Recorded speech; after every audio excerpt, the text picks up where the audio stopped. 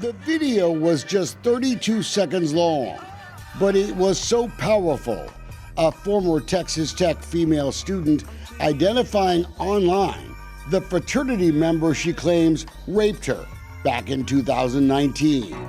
He did this, she said, over and over. She even showed the audience the scar she claims she has from the alleged assault. The August video on TikTok was viewed 2.1 million times, but the Lubbock media, they seem to ignore it.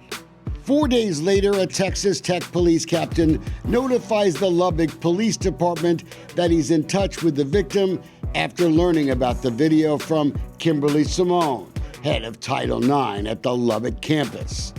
15 days after that, Lubbock police are finally given their first complete report. The alleged attacker is said to be a member of the Delta Chi fraternity. According to Texas Tech, the victim had stopped cooperation with Title IX investigators. But the victim, she had another story. Quoting, "She told me she did inform Title IX when it occurred and believed they did not do enough, and more should have happened." It's not the first time we've heard that same story. Title IX is a 49-year-old federal civil rights law that protects folks from discrimination based on sex on college campuses. The email was turned over by Lubbock Police Department in our ongoing investigation of sexual harassment and sexual misconduct at the university in Lubbock. It's an investigation that Texas Tech has stonewalled for almost 3 years, and that's not fair to the parents of the students there. In October of 2019, Tech reported a major spike in sexual offenses on campus, nearly double the cases the 2 prior years. And that didn't include allegations like we saw from the video on TikTok.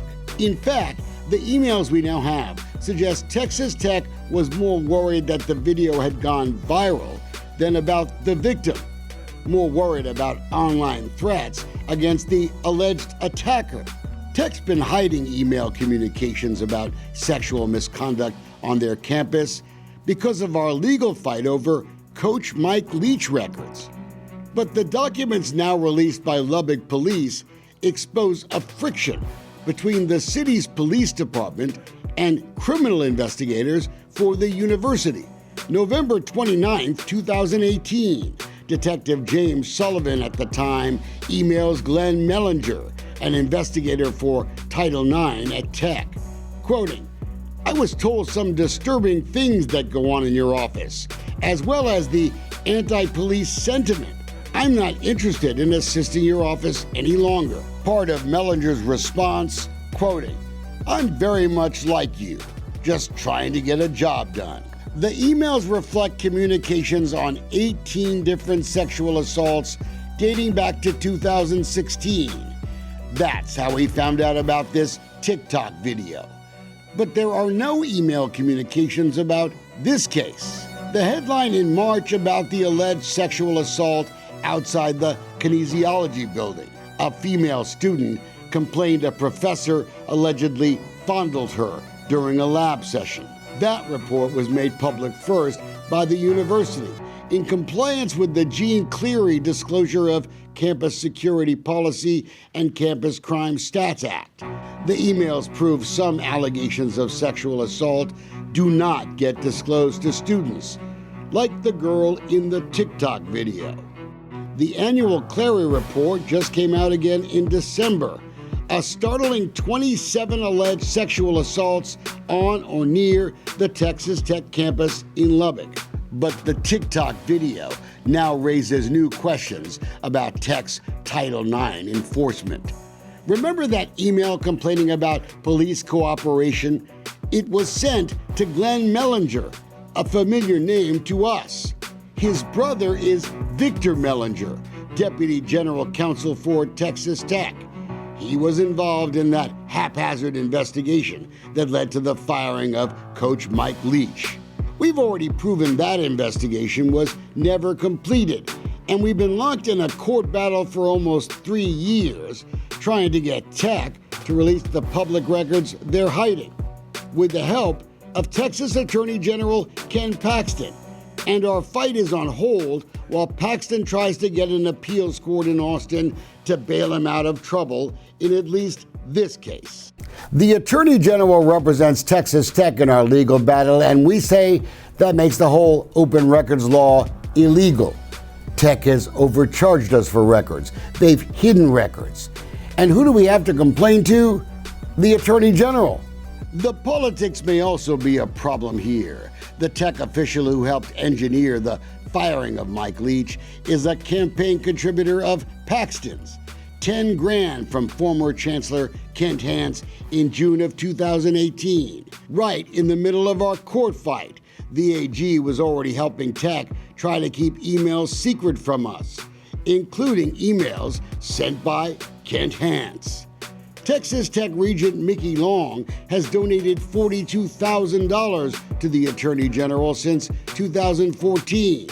He's also one of the regents who simply refused to turn over his business phone records as required by state law. That's a crime. Attorney General Paxton hasn't done a thing about it. Texas Tech has used the Mike Leach court fight to hide so many other records, including those documents detailing sexual misconduct on campus. That's why we wanted to see what Tech had emailed to Lubbock police. There's no emails about a case that did make plenty of headlines in Lubbock.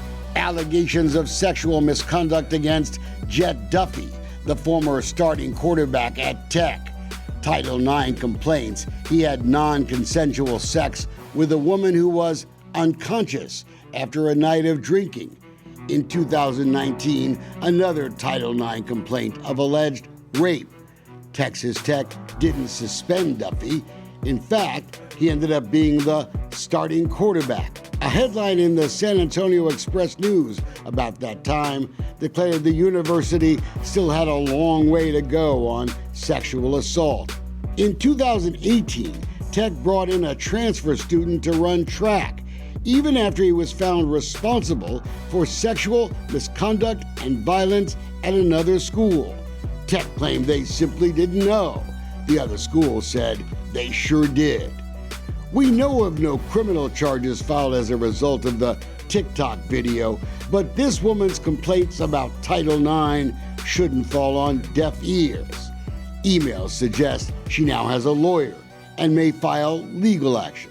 As her story went viral, another Tech student was facing TV cameras, celebrating the conviction of the guy who raped her. You probably didn't expect me to fight or actually report this due to the fact that 80 to 90% of sexual assaults on college campuses go unreported.